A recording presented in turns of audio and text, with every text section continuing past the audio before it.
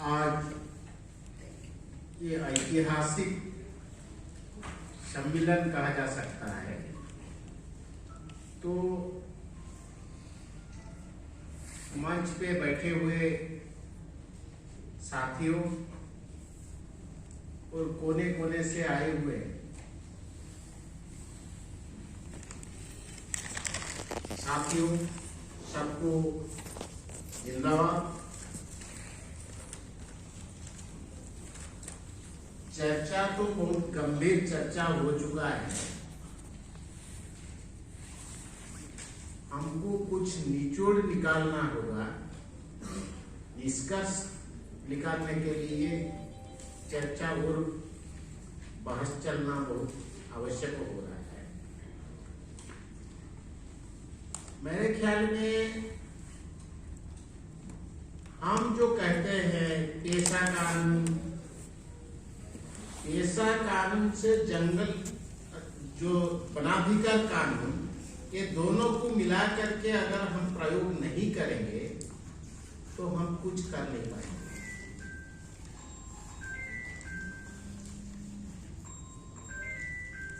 तो बंद कर दीजिए।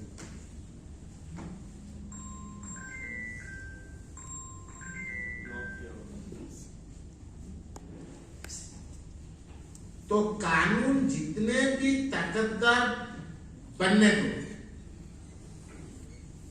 अगर इस कानून को अमल करने वाला ठीक नहीं होता कि अमल करवाने वाला भी ठीक नहीं होता, तो एक कानून कुछ करने वाला है।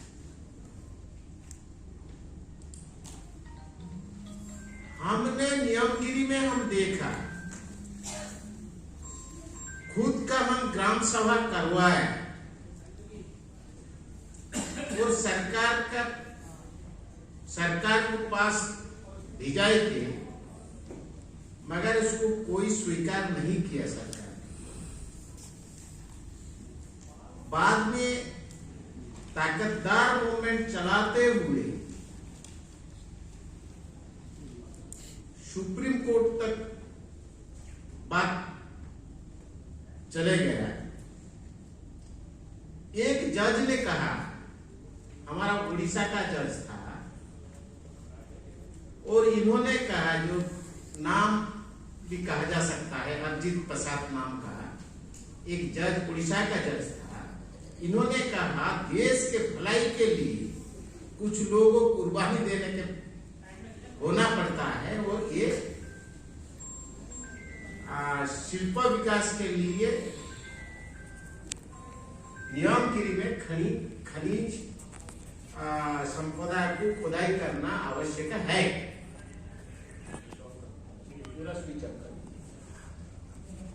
तो दूसरी पिटीशन में जो जज प्रो पीपुल जज था, इन्होंने कहा जो वनाधिकार कानून और पेशा कानून के तहत कुछ किया कि नहीं, सरकार को जवाब मांगा, और बाद में ग्राम सभा करवाने के लिए सरकार को निर्देश दिया। तो ग्राम सभा हुई और ग्राम सभा में जनता का जीत हुई। सिर्फ हमारे लिए नहीं, हम जो लड़ते हैं, लिंगराज आजाद जीत लिया। लिंगराज आजाद कौन है? आप जैसे लोग, दिल्ली से भी बहुत लोग सपोर्ट करते थे, जो मानसिक स्तर पर, आर्थिक स्तर पर और ग्रास रूट पर जितने लोगों लड़े हैं, ये जीत जनता का जीत है, इस किसका जीत नहीं है, ये देश भर का जीत है, सिर्फ नियमगिरी का जीत नहीं है। तो मेरे कहना ये है कि अगर हम ये कानून के लाभ के लिए हम अमल नहीं कर पाएंगे, और करने के लिए हम तैयार होते हुए भी हमारा पास कितने असुविधा फेस करना पड़ता है। आज मेरे को फोन आया था, मेरे ख्याल में उसी का फोन ही हो सकता है, बार बार जो घंटी बज रहा है। आज 13 लोग को अरेस्ट हो चुके हैं। उड़ीसा का बलांगीर जिला में एक सोलर प्लांट बन रहा है, अदानी का सोलर प्लांट। इस सोलर प्लांट में आदिवासी क्षेत्रों है और आदिवासी लीडर लोगों ही लड़ाई करते हैं। तो बलांगीर जिला का सैतला ब्लॉक नाम का डोंगरीपाली पंचायत में ये हो रहा है। उसमें जो ग्राम सभा के खिलाफ आप क्यों किया और हम ये जमीन नहीं देंगे और ये कंपनी बैठाने नहीं देंगे, इन लोग धारणा में बैठे थे। इनको उठा करके लेकर के 11 लोगों को जेल में डाला गया। तो इन्होंने भी ग्राम सभा करके सरकार को सूचित किया गया। तो ग्राम सभा को भी मंजूर नहीं करती है उड़ीसा सरकार। और इटको नाम से जो लैंड बैंक करके जितने जमीन सरकारी जमीन है, तमाम जमीन लैंड बैंक में डाला जा रहा है। लोगों ने पूछा, ग्राम सभा में लोगों ने पूछा कि हमारा जो जलचर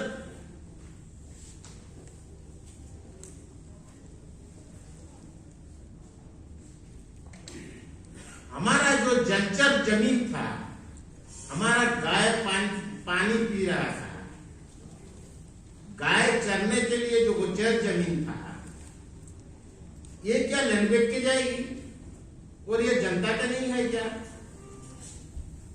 ये बात सरकार को पूछ लिया भी और ग्राम सभा करके सरकार को सूचित करते हुए भी सरकार नहीं मान करके इनका ऊपर उत्पीड़न करती है, दमन करती है और आदिवासी लोगों को कैसा डिफीटेड करेंगे, इनका पास भी बहुत सोच समझ करके इन लोग आगे बढ़ते हैं। जिन्होंने आदिवासी का ताकतदार लड़ाई के वजह से नवीन पटनायक जो चीफ मिनिस्टर है, इनका कुर्सी हिल गया था, ये लीडर को उन्होंने एमपी बना दिया। उनका नाम है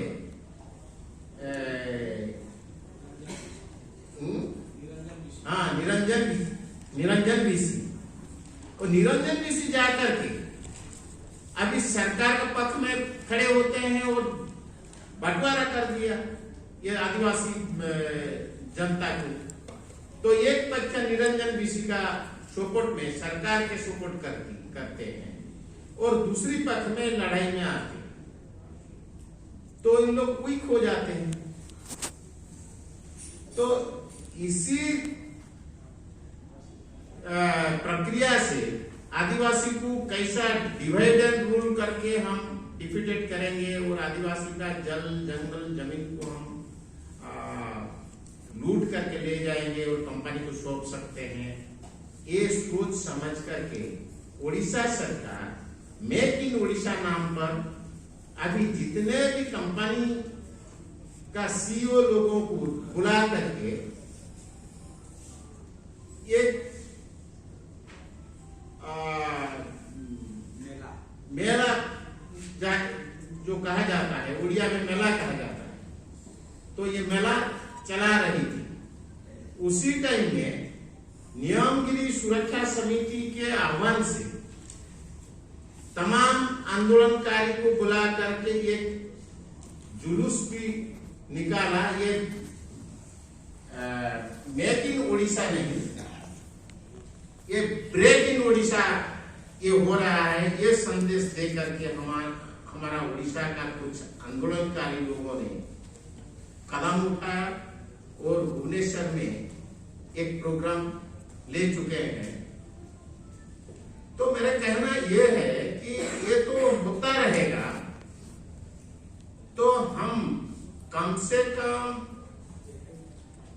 हमारा जैसा एक गोष्ठी का जो निर्णय हुआ है, एक समूह बनाएंगे और समूह के साथ हम आगे बढ़ेंगे, तो कैसे आगे बढ़ेंगे? मेरे ख्याल में शेड्यूल एरिया और ये पेशा कानून का अधिकारी होते हैं राष्ट्रपति और राज्यपाल। ये दोनों के हर स्टेट में हम इनका ऑफिस सामने में हम धरना देना चाहिए, हमारा ये अमल क्यों नहीं हो रहा है, इसके लिए आपकी जिम्मेदारी है, आप इसको अमल करना है। ये